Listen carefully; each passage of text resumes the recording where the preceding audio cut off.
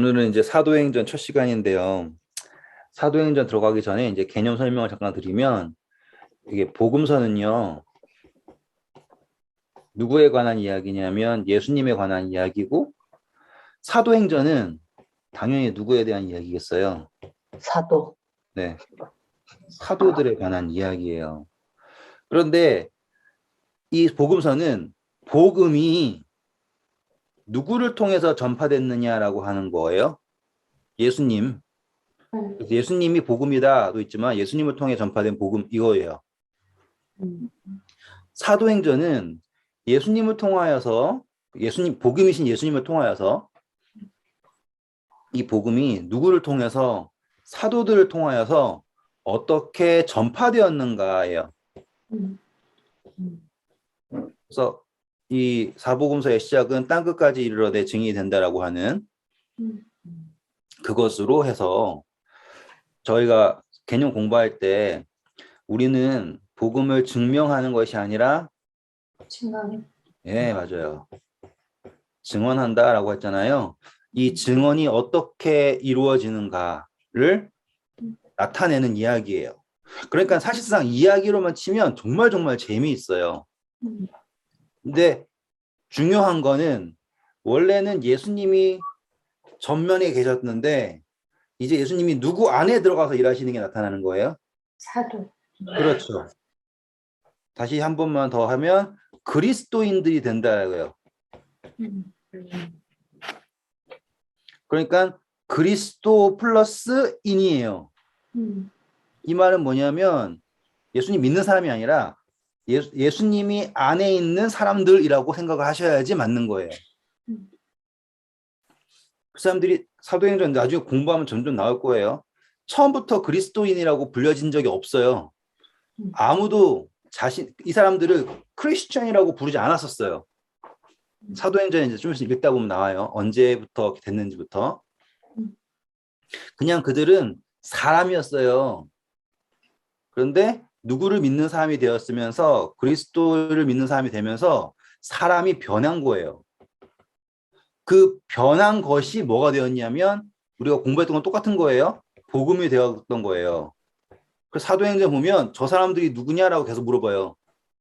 그런 것들을 이제 보시면 이 사람들이 어떻게 변해서 그리스도인들이 됨으로써 그 변한 것 자체가 복음이 되어서 사람들을 점령해 나가는가.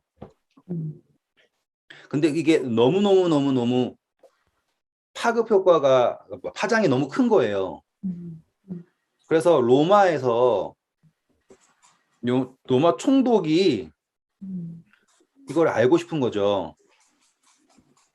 어떻게 순식간에 누가 봐도 그냥 유대에 살다가 죽은 사람인데 그 사람 때문에 이 온 로마라고 하는 제국 자체가 난리가 나는가라고 하는 그런 질문이 있었을 거 아닙니까? 그게 바로 사도행전 1장 1절에 나오는 데오빌로라고 하는 사람이에요. 그래서 우리 누가복음 1장도 똑같았죠? 네. 한번 먼저 누가복음 확인할게요. 누가복음 1장 1절부터 4절까지만 읽어주세요. 우리 중에 이루어진 사실에 대하여 처음부터 목격자와 말씀에 일꾼된 자들이 전하여 준 그대로 내력을 저술하려고 붓을 든 사람이 많은지라. 그 모든 일을 근원부터 자세히 미루어 살핀 나도 데오빌로 각하에게 차례대로 써보내는 것이 좋은 줄 알았노니 이는 각하가 알고 있는 바를 더 확실하게 하려 함이로다. 네, 우리 제일 처음에 사복음서 공부했을 때랑 똑같죠? 네. 네. 그리고 이제 그 사람이 똑같은 누가가 뭘 한 겁니까? 이제 복음서를 끝냈죠. 복음서를 끝내고 나서 데오빌로에게 이제 지금 이 누가가 쓰는 이 시점 공부 잠깐 할게요. 시점에서 누가라고 하니까 웃기네요. 누가 복음을 쓰는 그 시점에서 누가 복음은 과거죠. 사도행전은 현재예요.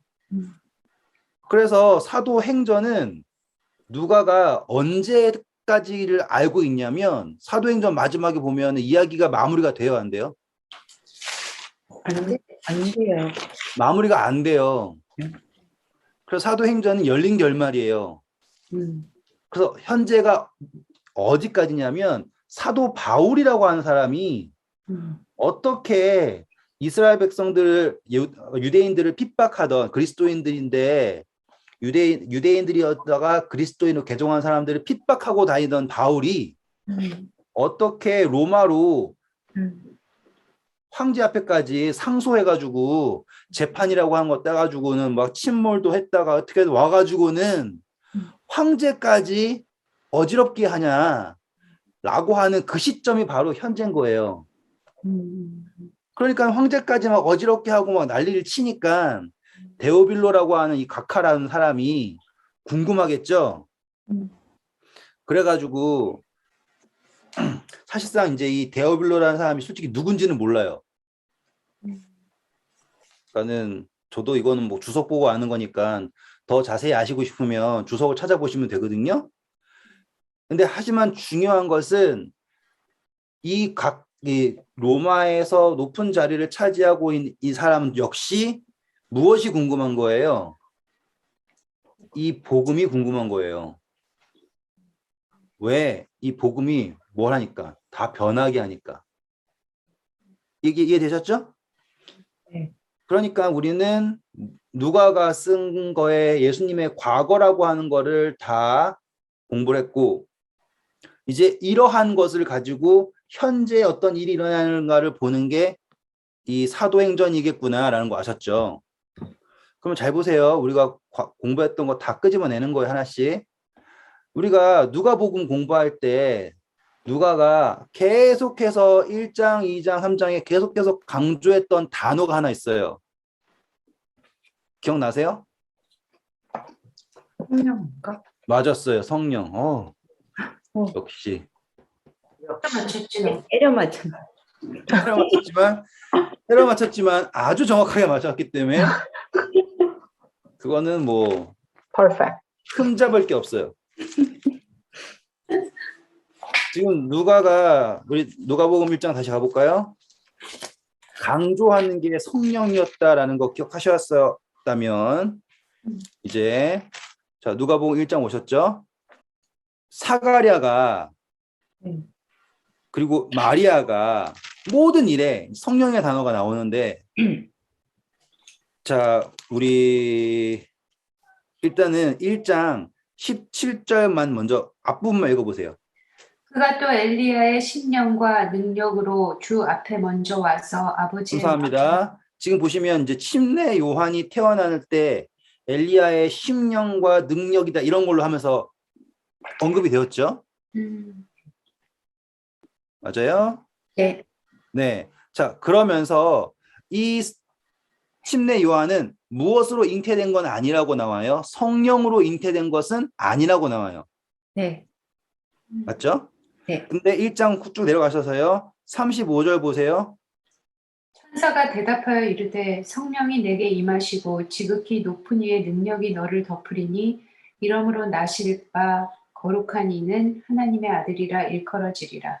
감사합니다. 자, 예수님은 성령으로 잉태된다라고 구분점을 줬잖아요. 우리 했었거든요. 근데 강조하기 때문에 제가 다시 반복하는 거예요.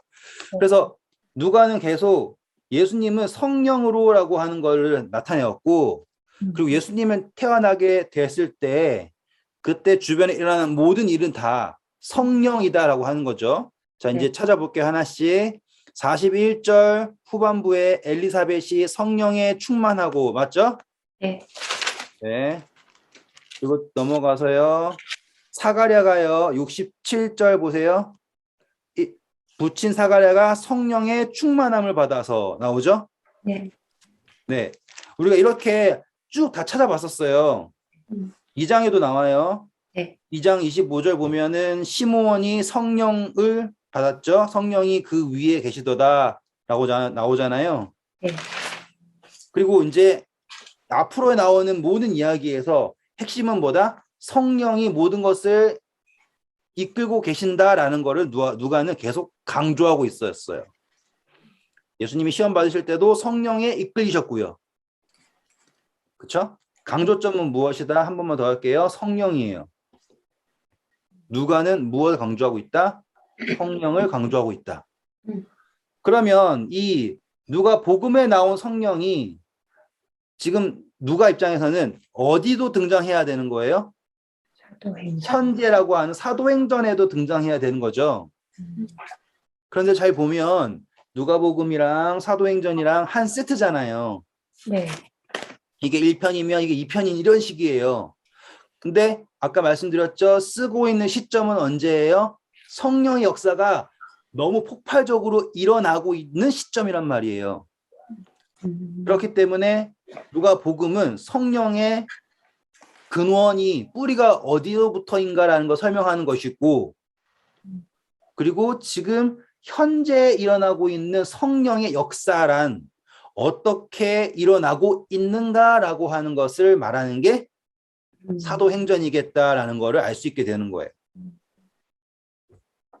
그러면 이제 우리는 뭘 알 수 있냐면, 아, 그렇구나. 사도행전의 독자가 누구냐? 데오빌로라고 하는 각하인데, 이 사람은 무엇을 알고 싶은 것이냐? 현재 로마에서 일어난, 로마 제국 안에서 일어난 이 그리스도교가 만들어낸 증언의 역사. 다시 말하면 무슨 증언이에요? 변화하는 증언의 역사가 어떻게 성령이라고 하는 능력과 함께 나타나고 있는가라는 거를 설명하고 있는 거예요. 그리고 이 데오빌로라고 하는 사람에게 있어서 가장 가까이에서 나타난 존재가 누구였냐? 내용상 보니까 사도 바울이라는 게 보이시죠? 네. 네. 왜냐하면 분명히 베드로, 요한 다 엄청나게 쟁쟁한 사람도 있었을 거 아닙니까? 그런데 그 사람들은 여기에 보면 나오다 말아요. 처음만 나오고 그 다음부터 이름도 안 나와요. 다 바울이에요. 왜 그러냐면 바울이 직접적으로 누구에게 인식되어 있으니까 데오빌로라고 하는 그 사람들, 그 높은 지위에 있는 그 사람들에게 인식되어 있기 때문에 이제 사도 바울이 사도행전에서 중요한 역할을 맡는다라는 것도 이해가 된 거예요. 이제 사도행전의 전반적인 이해가 되셨죠? 네. 네. 저도 말하면서 참 잘 설명했다라는 생각이 드는 거 보니까 잘 됐는 것 같아요. 네. 네. 자, 이제 사도행전 1장 이제 시작해 볼게요. 1절부터 읽어볼까요? 데오빌로여, 내가 먼저 쓴 글에는 무릇 예수께서 행하시며 가르치시기를 시작하신부터 그가 택하신 사도들에게 성령으로 명하시고 승천하신 날까지의 일을 기록하였노라. 네, 감사합니다. 자, 지금 요 이야기 보니까는 누가 2편을 요구한 걸 아시겠죠? 네. 데오빌로? 네. 1편을 보냈더니 데오빌로라는 사람이 잘 읽고선 더 알아야 되니까 누가한테 야, 2편 빨리 주세요 라고 요청해가지고 지금 속편이 만들어진 거라는 게 보이시죠? 자, 그러면은 이제 다시 누가복음 24장 가셔서 1편이 어떻게 끝났는지를 봐야겠죠? 정말 이렇게 끝났는지. 자, 1편 마지막을 보면 어떤 답이 나오냐면, 자, 제자들이 다 데오빌로라고 하는 사람 입장에서는 다 코찔찔이들이죠. 네. 그죠. 네, 완전히 그냥 시종 잡배들이에요. 그 사람, 그러니까 데오빌로라고 하는 사람의 개념에 있어서는 진짜로 말도 안 되는 사람들이거든요. 이 사람들이 뭐라 된 거예요? 사도가 됐대요. 사도라는 뜻은 뭐였어요? 공부했던 거 기억나세요? 사도는? 아이고, 이 세 분 다 보내심을 받은 자. 몰랐네. 사도라는 뜻은 뭐라고요? 보내심을 받았다. 그래가지고 우리 거라사 광인하면서 제일 처음 파송받은 사람이 귀신 들렸다가 나타난 사람인데 예수님이 그 사람은 아무것도 가르쳐주지 않았잖아요. 네. 하지만 그가 뭐 했다라는 것만으로 귀신 들렸다가 예수님에게 나왔다라는 그 경험 하나만으로도 복음을 전파하기에 충분하였기에 제자들보다 훨씬 먼저 파송을 받았잖아요. 보냄을 받았잖아요. 기억나시죠? 기억나셔야 해요. 네. 네. 제가 엄청나게 강조했었기 때문에. 네. 그리고 우리 실로암. 들어와. 실로암 뜻이 뭐라 그랬어요? 여기 써 있잖아요, 여기. 보내심을 받은 자. 보내심을 받은 가는 자. 곳. 실로암은 보냄을 받았다는 뜻이었잖아요. 아, 그랬나? 네. 그래가지고 이런 그랬나 그러면 안 되죠. 우리 150시간 함께 했는데. 아니, 이게 객관식이 아니니까 때려잡을 수가 없어요. 아, 그래요? 다음부터는 1, 2, 3, 4로 해주세요. 주관식이어서. 나 볼펜 없다. 나 빨리 올게. 아니, 언니 어디가? 이 시국에. 아니, 근데 진짜 약간 기분이 되게 좋았다가. 말씀하시면 생각이 딱 나요. 아, 그래요? 음. 요한복음 9장에서 막 내가 열심히 하면서 그랬잖아요. 자, 요한복음 9장 가보세요. 네. 요한복음. 네, 요한복음 9장 7절. 음. 영어에 이미 써 있네, 아예. 번역이 아예. 뭐라고 나왔어요? 실로암은 네. 번역하면 보냄을 받았다는 뜻이다. 네, 치민 나오잖아요. 센트. 보냈다. 그래가지고 내가 그 장님이 어디로 가야 됩니까? 실로암으로 가야 됩니다. 아, 그래. 계속 네네. 내가 보냄을 받았습니다라고 네. 말한다는 것 자체가 우리가 똑같다라고 했잖아요. 제가 네. 장님인데 영적 장님이었는데 선교사를 가가지고 제가 눈을 떴다고 간증을 하면서 네네네. 그렇지 않습니까? 맞아요. 다 기억나요. 네, 맞아요. 이렇게 다 기억해 주셔서 감사하고요. 그래서 제자들은 뭐냐면 이 시정 잡배들인데 뭐가 되었다? 사도들이 되었다. 네. 이 사도가 되었다는 뜻 자체가 얼마나 중요하냐면 이거는 그 사람들이 중요한 게 아니에요. 누가 보냈냐가 중요한 거예요. 아시겠어요? 음. 옛날에 막 어명이요 하고 하잖아요. 보발꾼들 오고 막 그렇게 하잖아요. 이 사람들은 그 사람 자체가 중요한 게 아니에요. 그 사람의 말이 중요한 것도 아니고요. 하지만 그 말을 전한 사람. 그래서 이 사도가 중요한 것은 그 사람의 가치가 아닌 보내신 분이 중요한 거예요. 예수님이. 그러네. 네. 그 사도는 메신저네요. 그렇죠. 정확하게 알고 계셨어요. 그러니까는 사도가 자기를 높이는 순간 사도는 끝난 거예요. 네. 근데 요즘 보면은 사도인 척하는 사람들이 많죠. 자기 높이고 그러면 그런 순간 사도가 아닌 거예요. 그냥 아니에요. 저도 그러면 안 되는데 조심해야 돼요. 그건. 어느 순간 생각이 이렇게 픽 헷가닥하면은 저를 잡아서 엉덩이를 때리든지 해서라도 주시고요. 문자 넣을게요. 이모지를 찾아 언니. 문자. 웃겨. 네. 이게 하나님이 사람 교만하지 않게 하기 위해서 낮추시는 방법이 다 있더라고요. 저 옛날에 막 사람들 막 기도하면 병 낫고 막 그랬던 거 경험했을 때 막 저는 진짜 제가 막 신 되는 줄 알았어요 그때. 그랬더니 막 교만하니까 그대로 꽂으시더라고요. 그래서 죄송합니다. 그리고 다시는 안 하잖아요 그런 거. 딱 좋아요 지금이. 그러니까 항상 지금이 제일 좋은 거예요. 불평은 많지만. 자 다시 돌아와서요. 누가복음 24장 오셔서요. 이게 어떻게 끝나냐면 사도들이 어떻게 라고 하는 질문이 다 생기겠죠. 네. 어떻게 그렇게 많이 안 돼? 어떻게 그렇게 병도 고칠 수 있고 어떻게 그 사람들이 다른 일반 사람들이 평생 해도 못 얻을 그런 권위를 보일 수 있는가? 사람들이 굴복을 하는 그런 카리스마라고 해요. 카리스마가 여기서 이제 나오는 거예요. 그런 게 나오는가라는 게 궁금하겠죠? 네. 그랬을 때 누가가 얘기한 게 뭐냐면 이 사람들은 원래 아무것도 아니었는데 예수님 십자가까지도 아무것도 아니었고요. 부활하셨어도 아무것도 아니었어요. 근데 예수님이 함께 계시면서 그들에게 뭘 하셨습니까? 성령을 주시고 뭐 하셨다? 자, 이 44절부터 읽어볼게요. 24장 44절부터. 또 이르시되 내가 너희와 함께 있을 때 너희에게 말한 바 곧 모세의 율법과 선지자의 글과 시편에 나를 가리켜 기록된 모든 것이 이루어져야 하리라 한 말이 이것이라 하시고 이에 그들의 마음을 열어 성령을 깨닫게 하시고 또 이르시되 이같이 그리스도가 고난을 받고 제3일에 죽은 자 가운데서 살아날 것과 또 그의 이름으로 죄 사함을 받게 하는 회개가 예루살렘에서 시작하여 모든 족속에게 전파될 것이 기록되었으니 너희는 이 모든 일의 증인이라.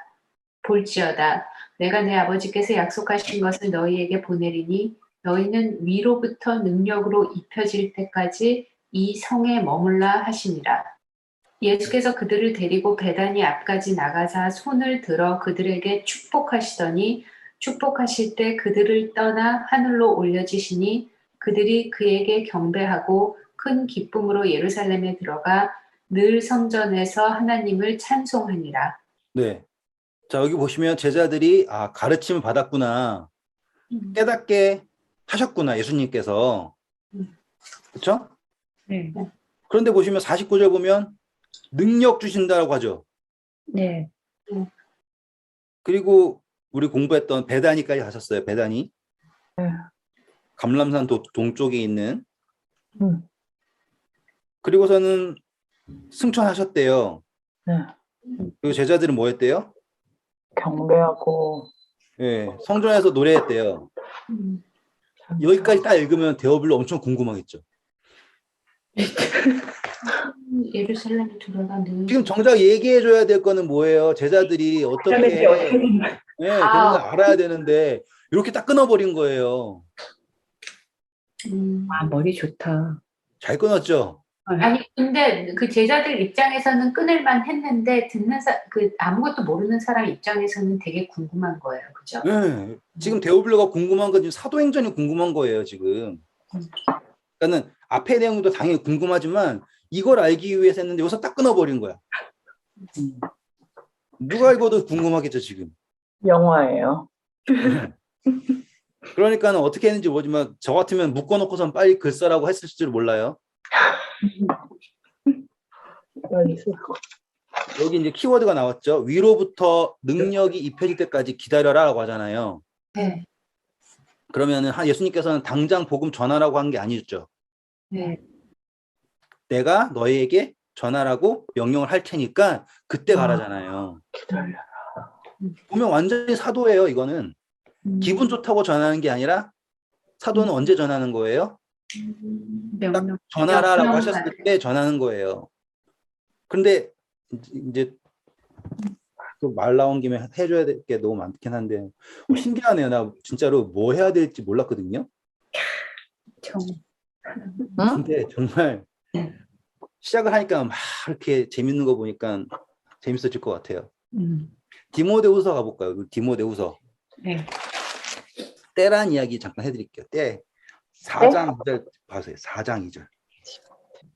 너는 말씀을 전파하라. 때를 얻든지 못 얻든지 항상 힘쓰라. 범사에 오래 참음과 가르침으로 책하며 경계하며 권하라. 네, 복음을 뭐 때 상관없이 전하라고 하잖아요. 네. 근데 지금 사도행전 보면 예수님 기다리라 하셨죠. 네. 그러면은 많이 상충되는 것 같죠. 네. 근데 여기서 핵심은 뭐냐면 때에 대한 판단이에요. 이 때를 누가 판단하느냐가 차이가 있는 거예요. 분명히 때를 주시는 그것은 다 하나님에게 있어요. 근데 사도행전을 보시잖아요. 요게 아주 자주 나와요. 예를 들어서 읽을 거지만 우리 베드로가 옥에 갇혔어요. 감옥에. 복음을 전할 때예요, 아니에요?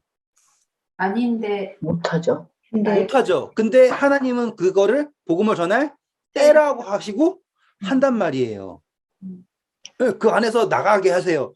사도 바울도 잡혀가지고 옥에 갇혔어요. 때가 아니거든요.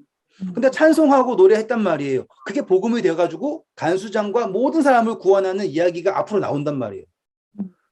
사도행전에 보시면 분명히 인간의 생각으로서는 때가 아닌 것 같은데, 때를 못 얻은 것 같은데, 그것을 때로 만드셔서 복음을 증거하게 하시는 예수님의 이야기가 계속 나오는 거예요. 예를 들어 도르가가 있는데요. 열심히 살았거든요. 사람들이 정말 당신 없으면 안 된다 싶은 여자였어요. 근데 죽어요. 그럼 때를 못 얻은 거잖아요.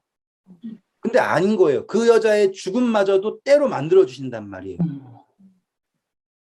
그러니까 사도행전은 뭘 보면 되는 거예요? 이걸 보는 거예요. 어떻게 하나님께서 인간이 보기에는 정말 아닌 것을 그분의 뜻으로 맞다라고 하시고, 그리고 그분의 뜻에 순종하는 사람들이 그 모든 아닌 상황들을 선으로 바꾸는가라는 게 사도행전의 묘미인 거죠. 다시 이제 사도행전 1장으로 가실게요.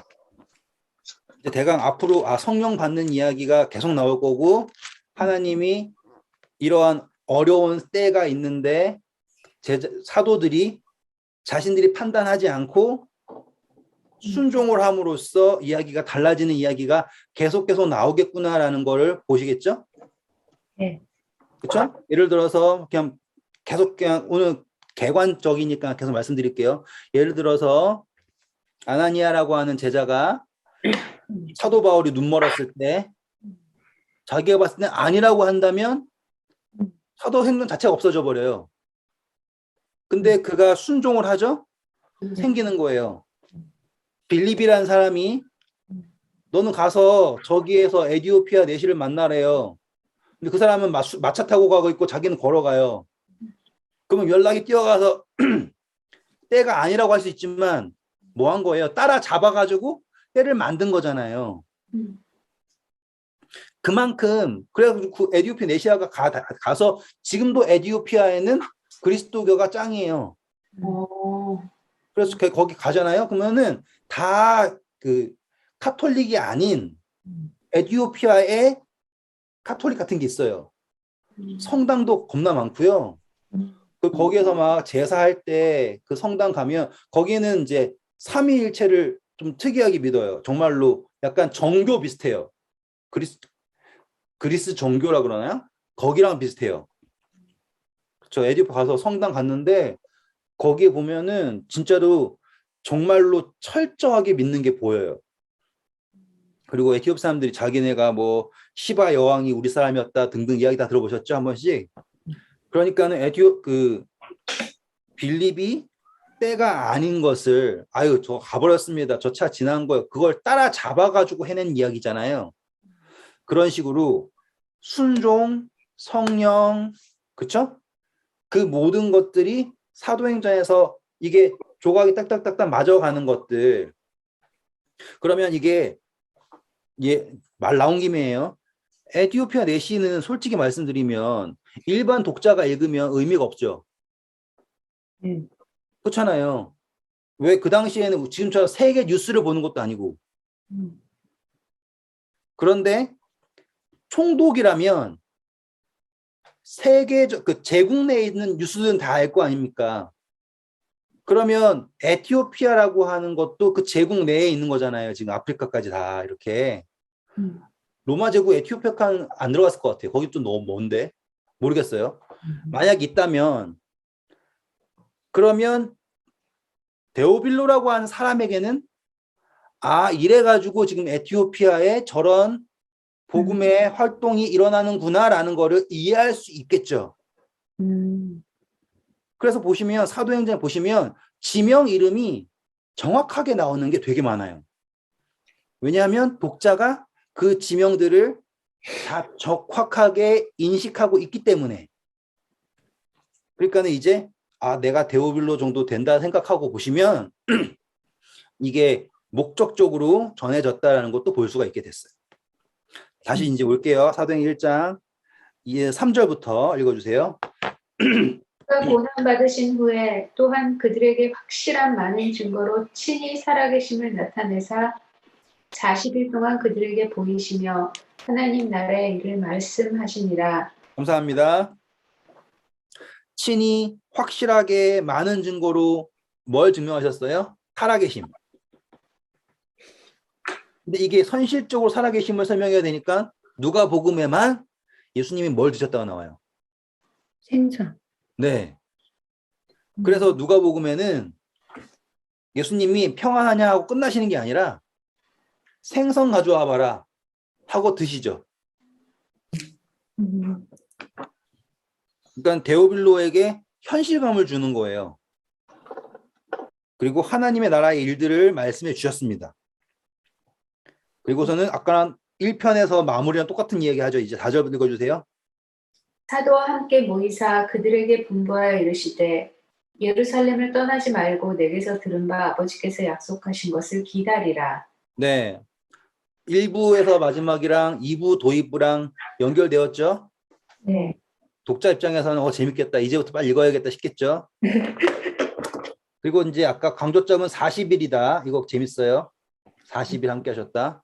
성경에서 40이라는 숫자 함께 하신다라는 거 왜 중요한지 설명해 드릴게요. 예수님께서 공생에 하시기 전에 성령에 이끌려서 어디에서 광야에서 며칠 동안 40일 동안 계시고 공생애를 시작하셨죠. 네.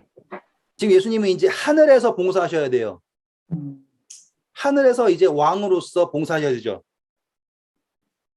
근데 며칠 동안 이 땅에 계시는 거예요? 40일 동안 계시는 거예요. 그리고선 승천하세요. 광야에 40일 계시다가 공생애 시작하셨어요. 근데 이는 내 사랑하는 아들이다라고 시작받은 전부터 40일. 이는 내 사랑하는 아들이다 부활하신 시점부터 40일. 똑같죠? 네. 네. 그러니까는 공생애를 시작하실 때 침례 받으시고 나서 물에서 올라오시고 나서 40일 동안 광야에 계시고 그리고 공생애를 시작하신 것처럼 부활을 하시고 그쵸? 침례가 부활이었잖아요. 기억나시죠? 네. 네. 물에 들어갔다가 나오는 거. 죽음과 부활. 무덤에서 부활하시고 40일 동안 이 땅에 계시다가 하늘로 승천하셨다. 똑같은 개념이라는 게 보이시죠? 그러니까 이게 강조가 되는 거예요. 진짜 성경에서는 허투루 쓰여지는 게 아무것도 없어요. 그래서 그분이 이제 하늘로 올라가셨습니다. 이제 그분은 하늘의 봉사를 시작하셨습니다. 그쵸? 근데 이제 이걸 반대로 할 거예요, 이제. 아니다. 이건 조금만 더 있다 할게요. 조금만 더 있다 할게요. 읽어보세요. 요한은 물로 침례를 베풀었으나 너희는 몇 날이 못되어 성령으로 침례를 받으리라 하셨느니라. 네, 감사합니다. 성령으로 뭘 받는다? 침례. 네, 이거 얼마나 좋은지 몰라.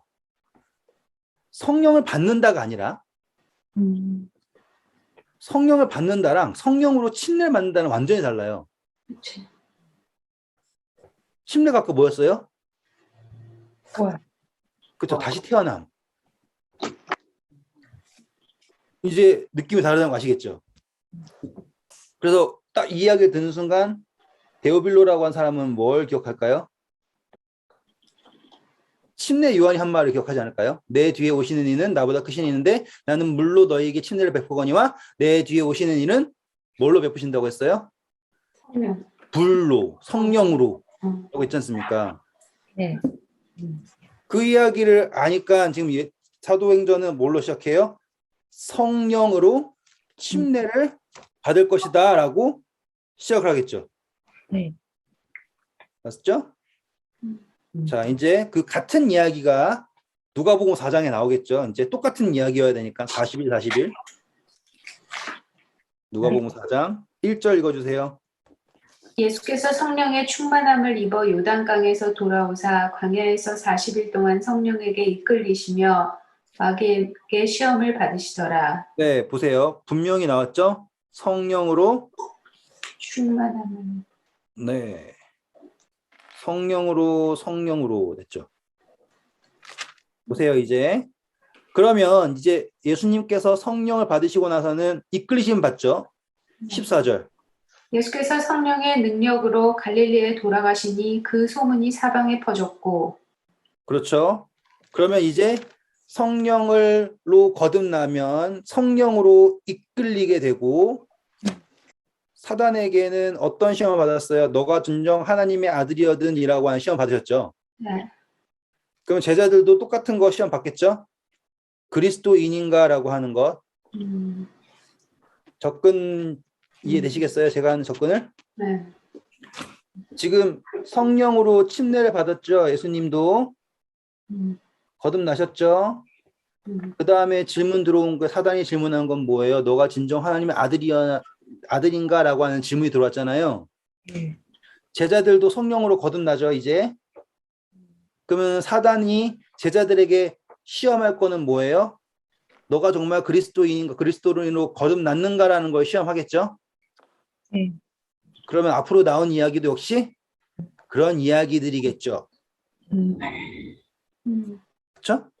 그렇게 됐을 때 이제 나중에 이야기 나올 거지만 베드로가 항상 얘기하는 게 뭐예요? 아, 내가 하나님의 말을 들을 것인지 너희들 말을 들을 것인지 너희가 판단해라. 우리는 보고 들은 것을 전하지 않을 수가 없다. 등등등등등 모든 것들이 자신들을 뭐라고 증언하는 거예요? 거듭난 예수 그리스도의 사람이라는 것을 증명하는 거죠.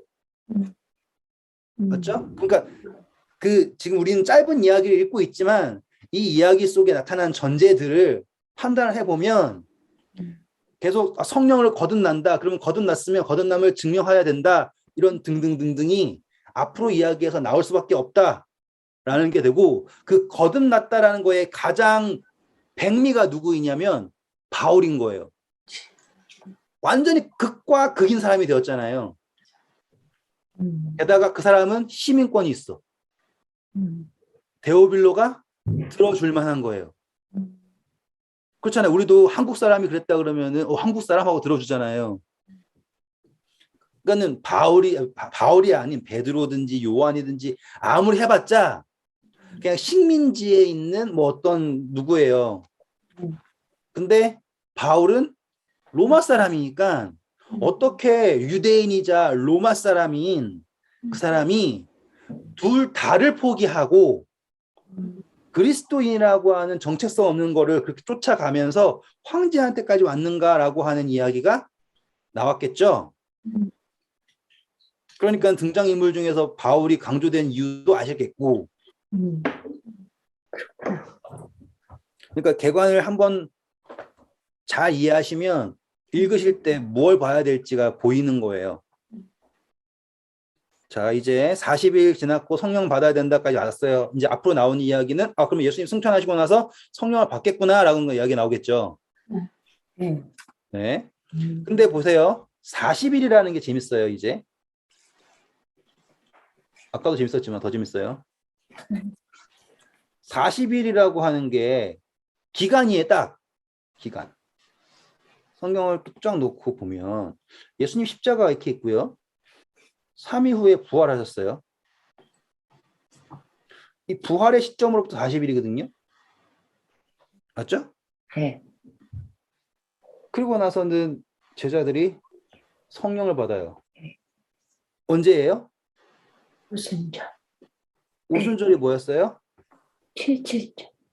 50일. 50일. 77에 49 해서 50일 되는 거죠. 그러면은 요 날 사이가 뭔 날인 줄 알겠네요, 이제. 후에. 그러니까 그냥 단순한 계산이에요. 네. 지금 예수님께서 함께 하신 날을 어떻게 계산하느냐에 따라서 성령 받는 날까지 자 이제 사도행전 예수님이 승천하신 날 알아야겠죠, 이제? 네. 승천하신 날이 뭐라고 나올까요? 6절부터 보세요. 그들이 모였을 때 예수께 여쭈어 이르시되 주께서 이스라엘 나라를 회복하심이 이 때니까 하니 이르시되 때와 시기는 아버지께서 자기의 권한에 두셨으니 너희가 알 바 아니요 오직 성령이 너희에게 임하시면 너희가 권능을 받고 예루살렘과 온 유대와 사마리아와 땅끝까지 이르러 내 증인이 되리라 하시니라. 이 말씀을 하시고 그들이 보는데 올려져 가시니 구름이 그를 가려 보이지 않게 하더라. 올라가실 때 제자들이 자세히 하늘을 쳐다보고 있는데 흰옷 입은 두 사람이 그들 곁에 서서 이르되 갈릴리 사람들아 어찌하여 서서 하늘을 쳐다보느냐 너희 가운데서 하늘로 올려지신 이 예수는 하늘로 가심을 본 그대로 오시리라 하였느니라. 제자들이 감람원이라 하는 산으로부터 예루살렘에 돌아오니 이 산은 예루살렘에서 가까워 안식일에 가기 알맞은 길이라. 감사합니다. 자, 승천하신 날이 언제래요? 안식일에 안식일이라고 그러죠. 안식일. 안식일. 40일이니까. 그쵸? 네. 근데 우리 재밌는 이야기예요. 예수님 십자가 달리셨죠. 이게 금요일이에요. 그러니까 그거 안 맞는데. 그리고 안식일 여기에요. 안식일. 음. 그러면은 요 안식일은 몇 번째 안식일일까요? 6번째인데. 몇 번째? 7, 6에 42. 여섯 번째 안식일. 음. 7 곱하기 6에 42. 네. 근데 또 40일이야. 근데 이날은 안식일이래. 그러면 40일 계산을 어떻게 할게요? 그럼 아, 십자가에 못 박히시고 부활하신 것처럼 했나? 그러니까 40일 계산은 앞에서부터 한 거야. 앞에서부터 이렇게. 음, 음. 매달렸을 때부터. 왜냐하면 이게 이 안식일이 이게 금요일이 돼버리든지 네. 아니면 이렇게 앞으로 되든지 음. 그리고 안식일 끝에 증손하시든지 이거는 그냥 재미로 하는 거예요. 그냥 재밌어서 성경 볼 때 그냥 정말 재밌어서 그냥 이런 거 다 해보거든요. 예, 이제 그런 거 하면서 해보는 거예요. 그러면 그래서 제가 이제 결국에는 하고 싶은 이야기는 뭐였냐면 지금 예수님이 심지어 승천하시는 것도 언제 하셨다? 신랑. 예, 안식일이라고 하는 시점에 맞춰서 하시고 그리고 이제 제자들로 하여금 며칠을 기다리게 하셨는가라고 했을 때 저는 어떻게 받아들였냐면 이렇게 해서 일주일 기다리게 하셨다라고 계산한 거예요. 저는 제가 의도를 이해하시겠죠? 네. 그러면은 안식일 날 또 성령 받은 거네요. 오순절. 그렇죠. 예. 그러니까 제가 이걸 보면서 아까 똑같이 40일 지났는데 안식일 안 맞는데 했잖아요. 이틀이 비니까. 그렇죠? 그래가지고 제가 결국에 결론 낸 것은 그러면 이게 이틀 더 해가지고 3일이 되잖아요. 이렇게 하면. 네. 그래서 오순절을 안식일에 오순절이 돼가지고 만나가 하셨구나 라는 계산을 했어요. 이거는 저의 뇌피셜이라고 그러나요? 그런 계산이고요. 정확하게 이때 오순절이 무슨 요일인지에 대해서는 잘 몰라요. 이해되셨죠? 네. 네. 그거는 모르는데 40일 어쨌거나 어라운드 40일에 승천하신 건 맞잖아요. 그렇죠. 그렇죠. 그리고 그리고 그 승천하신 오순절은 어쨌거나 돌아가시고 나서 49일인 게 맞잖아요. 네. 절기이기 때문에. 근데 이거 어려운 사실이 아니에요. 네. 제가 설명해 드릴게요. 이왕 말 나온 김에. 49죠? 7 곱하기 7은 49. 그러면 오순절이 안식일이 나오는 게 맞아요? 안 맞아요? 맞잖아요. 네, 맞아요. 근데 뭐가 안 맞는 거예요? 7, 6에 42가 안 맞는 거잖아요. 네. 그래서 42를 맞추기 위해서 제가 아까 한 게 요 날로 했겠구나, 앞으로 당겨서 했겠구나 라고 한 것 뿐이에요. 그래서 제가 말씀드리는 건 그분이 부활하시고 승천하시고 성령 주신 것을 다 안식일이라는 것을 기준으로 하셨다라는 거를 제가 말씀드리고 싶다 이 말이에요. 그리고 특별히 이 안식일을 강조한 이유가 뭐냐면 안식일은 뭐의 상징이었어요? 그 당시에 유대인의 상징이었어요. 지금도 똑같지만. 맞아요. 그래서 지금 이 누가가 사도행전 보시잖아요. 안식일이라는 단어가 계속 나와요. 사람들은 제가 그 군대에 있을 때부터 제 별명이 김한식이었다고 했던 거 기억나시죠? 그래가지고 저 김한식이라고 불리면서 대학교 때도 그러고 이거 안식일 맞다고 일요일 교회 사람들이랑 싸우고 다녔다고요. 제가 그랬던 기억나시죠? 지금은 이게 얼마나 부질없는 것이라는 걸 알지만 그때는 정말 여기에 빠삭했어요. 그런데 사람들이 이제 다 주장하는 게 예수님이 십자가 이후로 안식일이 폐했다라고 주장을 하고 이제 부활이니까 일요일 지킨다라고 주장을 하는 걸 했잖아요. 사람들이 다 지금도 하고 있고. 근데 심지어 사도행전은 단 한 번도 다른 날을 강조한 적이 없어요. 계속 다 안식일만 얘기해요. 근데 이제 개신교에서는 억지로 막 뭐 매주에 첫날 모였다는 둥 막 지어내려고 하죠. 근데 저자의 의도조차 파악 안 한 거예요, 그거는. 왜냐하면 이 누가는 이 그리스도교가 유대교와 뿌리가 일치한다라는 것을 강조하기 위해서 기독교인들인 베드로부터 바울 등등 모두가 다 안식일에 무언가를 했다라는 걸 강조해요. 사도행전에 보면. 그러니까 저자 자체가 이거를 데오빌로라고 하는 사람에게 설명하기 위해서 굳이 예수님의 승천마저도 안식일이라는 걸로 강조했고 오순절마저도 안식일이라는 걸 강조하고 모든 것을 다 안식일에 포커스를 맞추는 것은 저자 자체가 그리스도교가 무엇에 뿌리를 두고 있고 유대교에 뿌리를 두고 있고 그 유대교에 뿌리를 두고 있는 그리스도교는 그 유대교를 만든 예수 그리스도다라고 말하고 있는 게 사도행전이라고요. 다시 말하면 예수 그리스도는 유대교가 믿던 예언의 성취가 그리스도교다라는 것을 말하기 위해서 쓰여진 게 사도행전이에요. 유대교랑 그리스도교가 다르다라고 말하고 싶어서 쓰여진 게 사도행전이 아닌, 이해되셨죠? 네.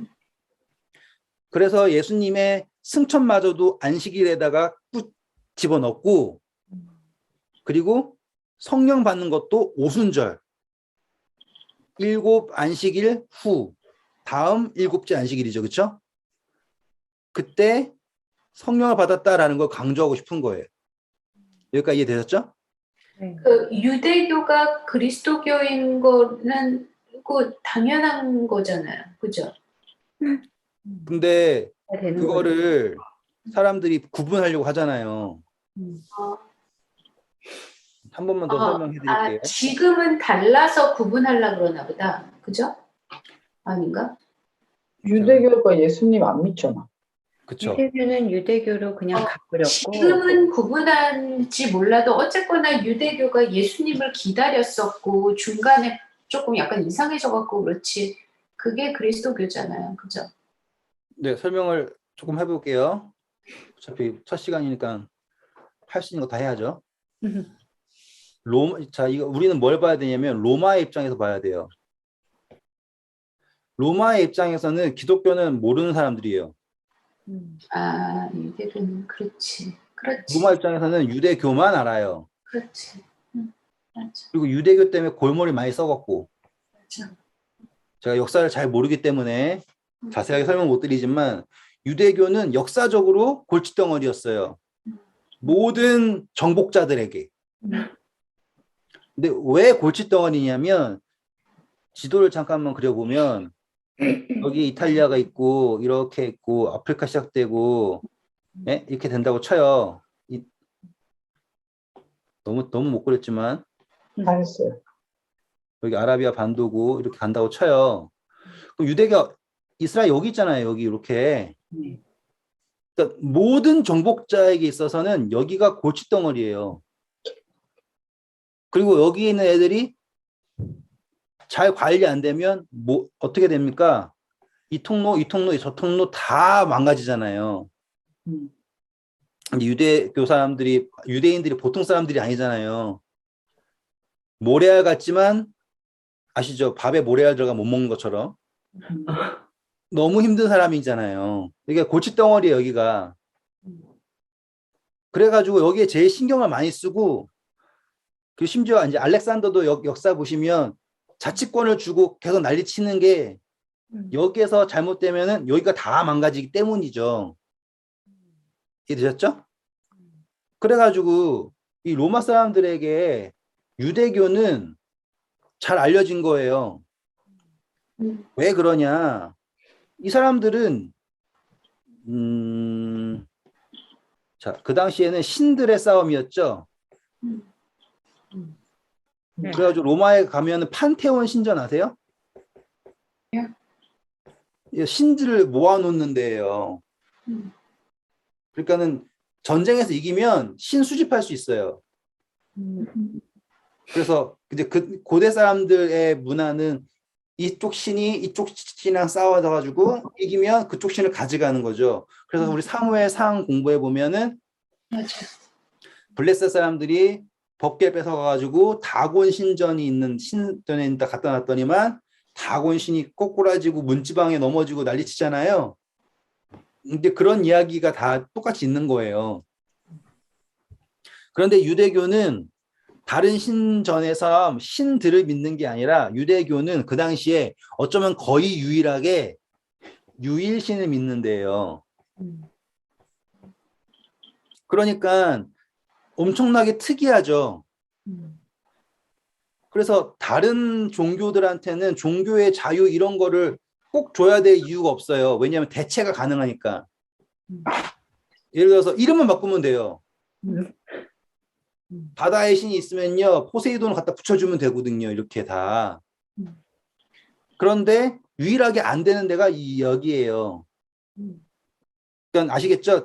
제가 역사를 정말 잘 모르기 때문에 이거에서 막 역사 읽어보고 막 하고 있지만 아직까지 부족해요. 저는 성경만 봐가지고는 그런 쪽에 상식이 좀 부족한 걸 양해 부탁드려요. 그런 거 잘하는 사람 있으면 찾아서 배워보세요. 그러니까 제가 알고 있는 범위에서는 유대교는 아주 독특한 종교였기 때문에 익히 알고 있어요. 그리고 이 유대교를 잘 다스리기 위해서 뭐 했냐면 분봉왕이라 해가지고 헤롯을 세웠죠. 네. 근데 헤롯 자체는 유대인이 아니죠. 왜? 그 당시에 유대 사람들은 왕을 안 하려고 그랬어요. 왜? 왕만 하면 다 죽었잖아요. 역사서 공부해보면 알죠. 유대인들이 왕이 돼가지고는 다 잘못돼가지고 다 죽어버렸잖아요.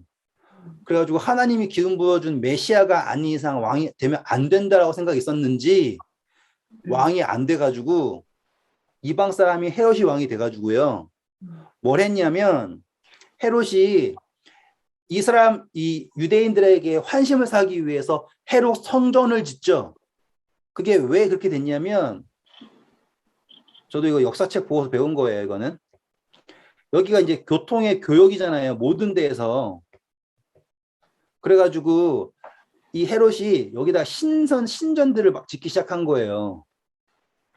그리고 그 신전들 중에 유대인들을 위해서 지어진 신전이 예루살렘이고 여기에 해가지고 사람들이 와서 돈 모을 수 있게 신전 가면서 예배 드리고 하니까 그러면서 여기를 발전시키려고 했던 게 헤롯 대왕인 거예요. 거기서부터 시작된 거래요.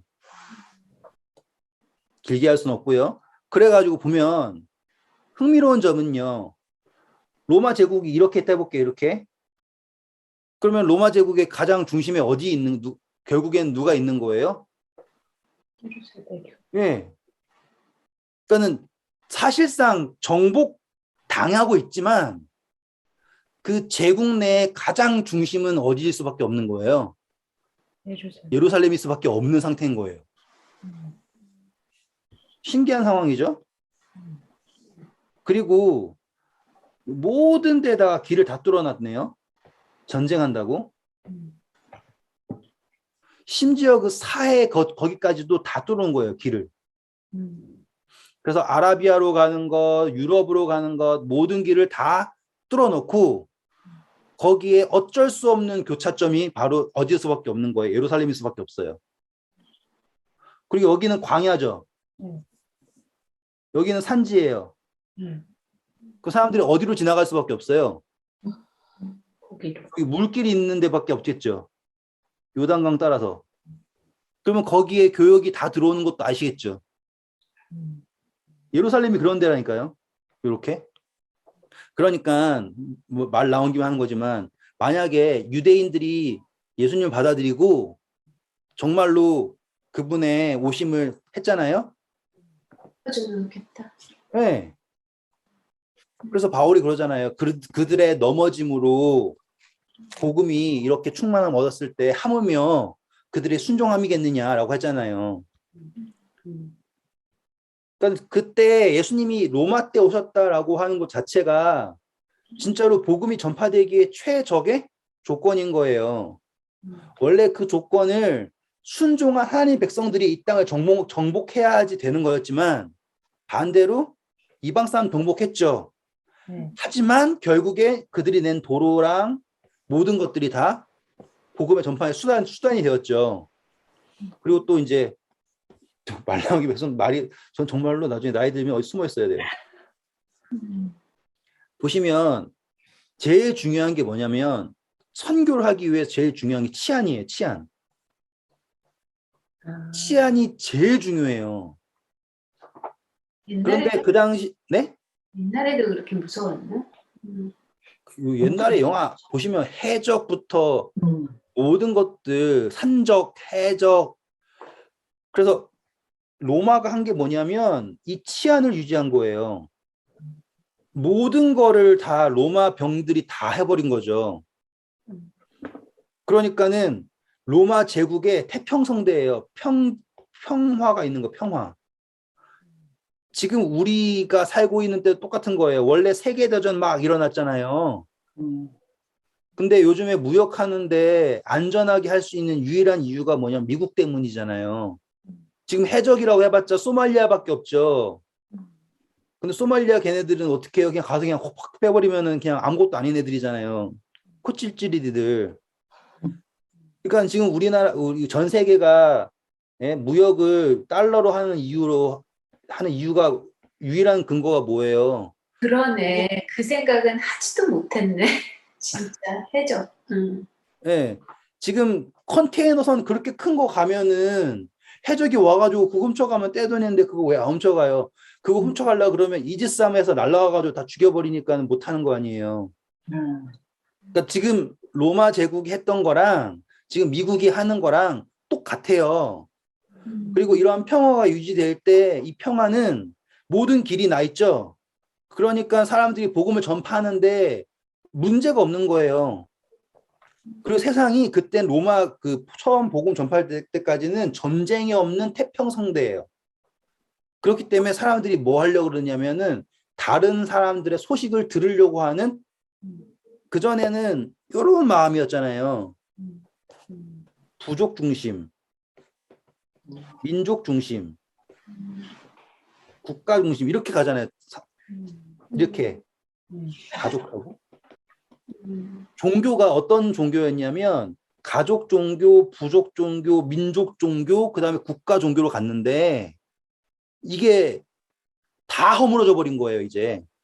그러니까 종교가 이제 뭘로 돼 버렸냐면 다양성이 생기다 보니까 개인이 된 거라고요. 그래서 로마 때에 처음으로 개인적인 종교라는 개념이 나타난 거예요. 넌 뭐 믿냐? 난 뭐 믿는데 이렇게 된다고요. 그런데 이게 안 되니까 통합하기 위해서 나타난 게 뭐냐면 황제 숭배예요. 왜? 다 잡동 믿으니까 통합을 해야 될 이유가 있죠. 충성심 확인해야 되니까. 그래가지고 너 다시 믿어. 대신 그 신이 누굴 택했다고 믿으라는 거예요. 황제를 택했다라는 걸 믿어라. 그러면 너가 뭘 하든 상관없다. 이게 이제 그 당시에 논리였어요. 근데 기독교인들은, 유대인들은 뭘 안 한 거예요? 이 신 믿고 황제 같이 믿는 거 안 한다 이거예요. 그러니까는 그게 다 어떻게 연결되겠어요? 반역으로 연결되겠죠. 그러면서 기독교인들이 계속 핍박받으니까 뭘 했냐면 타협을 한 거예요. 우리는 유대인이 아니다라고. 그때부터 구분의 시점이 나온 거예요. 어이구, 너무 많이 했네, 오늘. 이제 정리하고 끝낼게요. 지금 전체적인 이야기가 어떻게 흘러가고 있다라는 게 다 보이시고요. 예수님이 승천하실 때 그것조차도 이 누가는 뭐에 맞추고 있다? 안식일이라고 하는 기준점에 맞추고 있다. 그것은 뭘 강조하고 있냐면 기독교는 유대교의 성취다라고 하는 거예요. 성취. 새로 생긴 게 아니다. 이것은 완전히 예언의 성취로서 나타난 종교이다. 그렇기에 이렇습니다라고 말하는 거예요. 네, 오늘 개관 수고하셨고요. 어쩌다 보니까 이것저것 말을 너무 많이 해서 죄송해요. 지식이 말을 안 되는데. 완전히 넓어진 것 같은 느낌이 막 드는데요. 근데 막 진짜로 이야기가 폭넓어요. 또 이제 데오빌로가 되셔가지고 한번 들어보세요. 그러면 빨리빨리 해달라 그럴 거예요. 이런 것도 막 알아야지 이게 이해가 돼요. 이런 거가 중요해요. 네. 아무튼 고생하셨고요. 월요일 날 뵐게요. 감사합니다. 안녕히 주무세요. 네.